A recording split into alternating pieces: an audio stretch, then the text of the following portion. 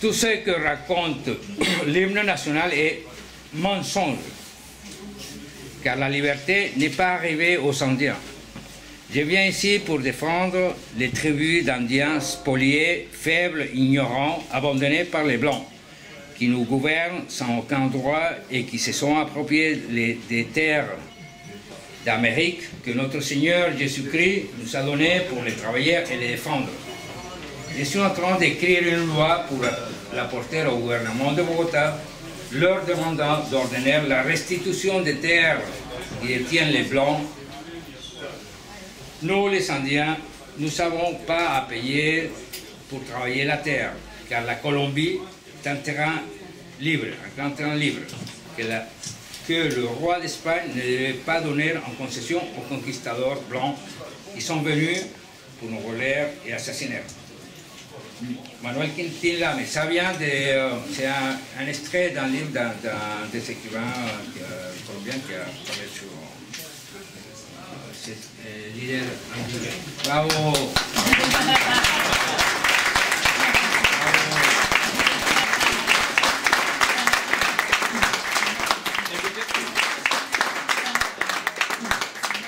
Écoutez maintenant, s'il vous plaît. Écoutez l'histoire du grand Caupolicán. C'était un grand chef mapuche du sud du Chili. Quand les Espagnols arrivent dans la terre des Mapuches, les Indiens se défendent et ils font la guerre. Et ils gagnent même une guerre. Après, il y avait Caupolicán. D'abord, Lautaro, à Tucapel. Il gagne contre Pedro de Valdivia, qui a été pris, qui a été fait prisonnier par les Mapuches. Et Rubén Darío, au XIXe siècle, il reprend la légende de Caupolicán. Il rend hommage à cet Indien qui s'est battu très fort. Quelque chose qui n'a jamais été vu par les anciens. Pour gagner, pour être le chef, il avait mis un tronc d'arbre sur ses épaules. Il a marché, marché, marché. Et c'était beaucoup pour être le chef. Mais c'est lui qui a gagné. Pendant 2 jours et 2 nuits, avec un tronc d'arbre, il a marché. C'était lui, Caupolicán. Et Rubén Darío, il a fait un grand poème inspiré de Victor Hugo. Victor Hugo qui avait écrit la légende des siècles. Et il avait rendu hommage aux Indiens d'Amérique avec un volcan qui s'appelle Momotumbo, des Nicaraguayens à Nicaragua, d'où était Rubén Darío. Rubén Darío, il a lu ses poèmes, il a écrit le grand Caupolicán, qui a vaincu aussi les Espagnols. Et pendant 3 siècles, les Mapuches sont restés libres en Amérique. Voilà l'histoire des Mapuches. Ils sont encore plus d'1 million. Il faut les respecter et les aimer. Voilà, avec le nom de Caupolicán. Voilà, merci. Honneur à Caupolicán.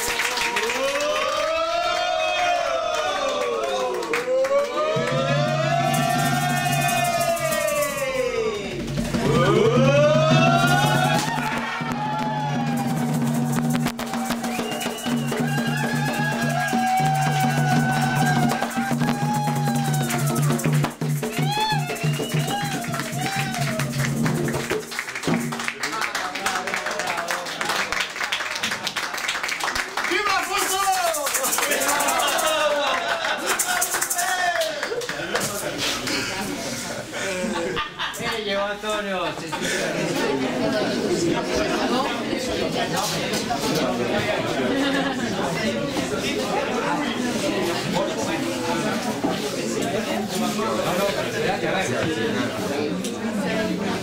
Aquí está la moto. Ya,